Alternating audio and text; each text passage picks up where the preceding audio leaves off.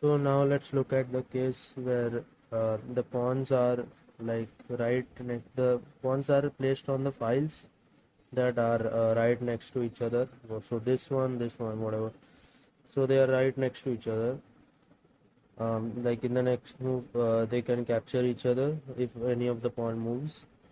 And so the endings with this kind of scenario is usually very simple, and it is easy to calculate which side is winning. And but there is one particular scenario where the black king is here, white king is here, and this pawn is just lost anyways. But here white has a resource kind of to save the game and make a draw. But that involves knowing about the key squares first. So let's talk about the key squares of this pawn. So in general, when the pawn is anywhere not on this file, so here, when the pawn is here, the key squares are these three squares. So the squares are separated by one full rank, and these are the three key squares that the king has to be in. If the pawn is on this square, these three are the key squares. When the pawn is on this square, these three are the key squares.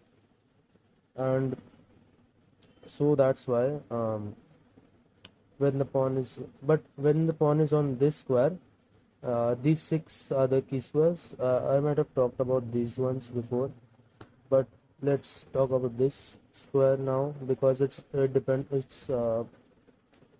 we need the key squares of this square in this position where the king is here. Wait a minute.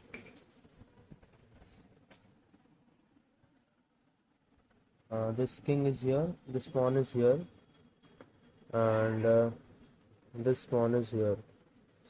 And so now we need this square actually, sorry. So when the pawn is on this square, these three are the key squares. But this king is already here, and so usually black is winning. But in this situation, white has this move to draw the game, and this move kind of changes the entire thing. So if you push this pawn, this is just a winning endgame for white because white can just win in just next two moves, and black has a long way to get to promotion. So black can't push the pawn.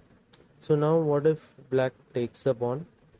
Now the key squares are these three squares, and when the black takes the pawn, black pawn takes the white pawn, we play this move, and after playing this move, black can't get here, which is one of the key squares of this square.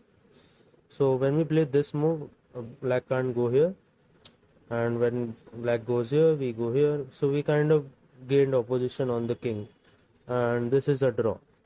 So like basically we know why this is a draw, because it eventually leads to stalemate. And so this was the kind of